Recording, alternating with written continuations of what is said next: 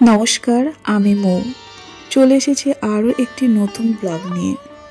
আমরা বাঁকুড়া জেলার বিষ্ণুপুরে ঘুরতে যাওয়ার ছোট্ট একটি ট্যুর আপনাদের সাথে শেয়ার করব। আশা করি ভিডিওটা আপনাদেরও ভালো লাগবে। এই নিয়ে বিষ্ণুপুরে আমার 3 বার আসা হলো। এখানে আসতে আমার প্রচণ্ড ভালো লাগে, কারণ এখানকার লাল মাটি ও পোড়ামাটির মন্দিরগুলো আমাকে আকৃষ্ট করে বা টানে। টেরাকোটা শিল্প শুধু আমাদের পশ্চিমবঙ্গের বাঁকুড়া জেলার বিষ্ণুপুরেই দেখতে পাওয়া যায়। এখানে ছড়িয়ে ছিটিয়ে অজস্র মন্দির রয়েছে। আপনারা যদি সমস্ত মন্দির দর্শন করতে চান তাহলে রাসমঞ্চ থেকে শুরু করবেন। 3টে মন্দিরের ভিতরে ঢুকতে হলে টিকিট লাগে, যেটা এখান থেকে হয়ে যাবে। আর এই মন্দিরের বাইরেই আপনারা অনেক টোটো পেয়ে যাবেন, যেটা ধরলে আপনারা সমস্ত মন্দিরগুলো দর্শন করতে পারবেন।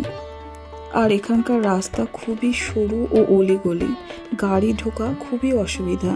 তাই বলবো অবশ্যই টোটো ধরে নেবেন। এখানে রাসমঞ্চটাই বড় মন্দির, তারপর একে একে রাধেশ্যাম, শ্যামরায়, মদনমোহন, লালজিউ, মিনময়ী ছিন্নমস্তা মন্দির ও জোর বাংলা মন্দির, লালবাঁধ, এরকম অসংখ্য মন্দির আপনারা দেখতে পাবেন।